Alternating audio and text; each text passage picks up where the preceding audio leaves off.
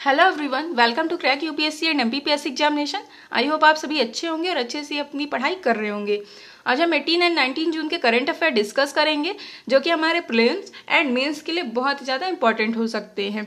तो जो सबसे पहला हमारा इंपॉर्टेंट फैक्ट है वो ये है कि हाल ही में प्रधानमंत्री नरेंद्र मोदी जी ने एक स्कीम लॉन्च की है। उस स्कीम का नाम है गरीब कल्याण रोजगार अभियान। ठीक है, इसके तहत होगा क्या कि जो हमारे ग्रामीण क्षेत्र है उन क्षेत्रों में इंफ्रास्ट्रक्चर को बिल्ड किया जाएगा, जिससे ज़्यादा से ज़्यादा जो हमारे माइग्रेंट वर्कर जो इफेक्टेड हुए हैं कोविड-19 की वजह से, बहुत ही ज़्यादा बेरोजगार हो चुके हैं, उन्हें हमें रोजगार में लेके आना है। दूसरा, अपने ग्रामीण क्षेत्र को भी विकसित करना है। ये सीधी सीधी बात है। अगर किसी क्षेत्र पर इंफ्रास्ट्रक्चर लगाया जाएगा तो सीधा सीधा कोरिलेशन ये होगा कि उस क्षेत्र का विकास ऑटोमेटिक ही होता जाता है। ठीक है, और इसकी सबसे खास बात यह भी है कि इस स्कीम में 25 डिफरेंट टाइप के वर्क को ऐड किया गया, यानी 25 विभिन्न तरह के कार्य को ऐड किया गया है, जिससे ज़्यादा से ज़्यादा जो हमारे माइग्रेंट वर्कर हैं वो इसका लाभ उठा पाएँ। ठीक है, अगला जो इम्पोर्टेंट फैक्ट है कि जो सिक्किम गवर्नमेंट है तो उनकी जो कैबिनेट ने हाल ही में 10% कोटा को अपने स्टेट में लागू करने की बात कही है। आपको पता होना चाहिए कि सिक्किम ने अभी तक इसे नहीं अपनाया था। ये सेंट्रल गवर्नमेंट का एक रिजर्वेशन कोटा है जो नवंबर 2018 में लाया गया था, है ना। तो ये चीज़ें अभी तक सिक्किम ने इसको फॉलो नहीं की थी। लेकिन इसका जो सबसे इम्पोर्टेंट फैक्ट ये है कि इसमें इसका जो एलिजिबिलिटी क्राइटेरिया है, इसके तहत एनुअल फैमिली इनकम, यानी किसी परिवार की जो सालाना इनकम है वो 8 लाख होनी चाहिए या इससे कम। दूसरा, जहां वो रह रहे हैं फ्लैट या हाउस, वो 1000 स्क्वायर फीट के अंदर होना चाहिए, तभी ये इसको स्कीम का लाभ उठा पाएंगे, इस आरक्षण का लाभ उठा पाएंगे। ठीक है, लेकिन यह आरक्षण 2 पोस्ट में अप्लाई नहीं होगी। पहला होगा टेक्निकल, दूसरा होगा आपका साइंटिफिक, है ना। तो ये आपको ये याद होना चाहिए कि इन दोनों पोस्ट पे ये आपका लागू नहीं होगा।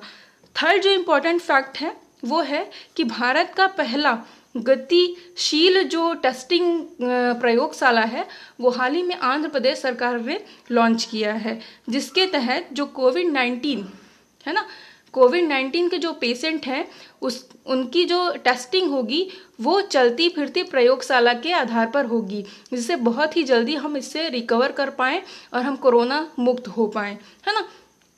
तो आपको पता होना चाहिए कि जो कोविड-19 है इसमें 2 तरह के टेस्ट होते हैं।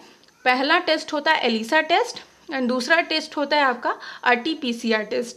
ठीक है, तो इन दोनों टेस्ट तो होंगे और इसका तुरंत ही रिजल्ट भी आ जाएगा इस प्रयोगशाला के द्वारा, इसीलिए ये मोबाइल टेस्टिंग है ना। और भारत का ऐसा पहला मोबाइल टेस्टिंग लेबोरेटरी किसने लॉन्च किया है? आपके आंध्र प्रदेश सरकार ने किया है।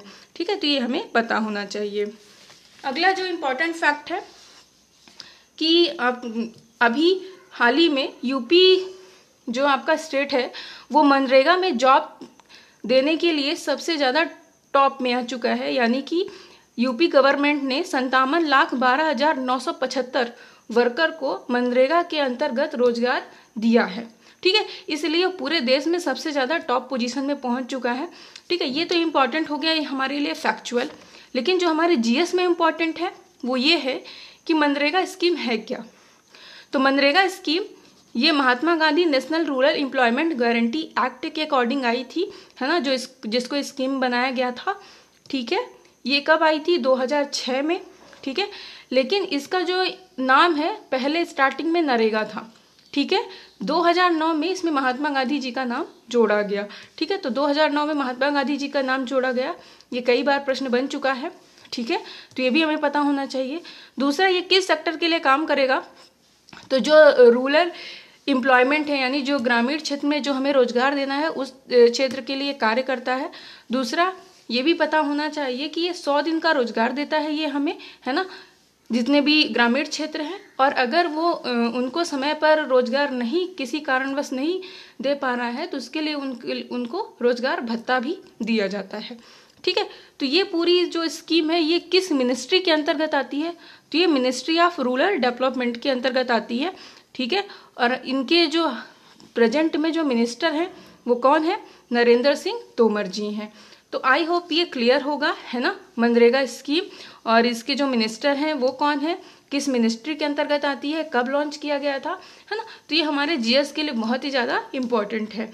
लास्ट अगर हम प्रीवियस ईयर्स पेपर्स देखते हैं मेंस के, तो वहाँ भी हमसे वेलफेयर स्कीम पूछी जाती हैं। तो हमें अगर लिखना पड़ता है 3 मार्कर्स में और 6 मार्कर्स में, है ना, तो हम उसको ऐसे पॉइंट वाइज लिख सकते हैं, है ना। आई होप ये आपको क्लियर होगा। Okay, thank you for watching this video.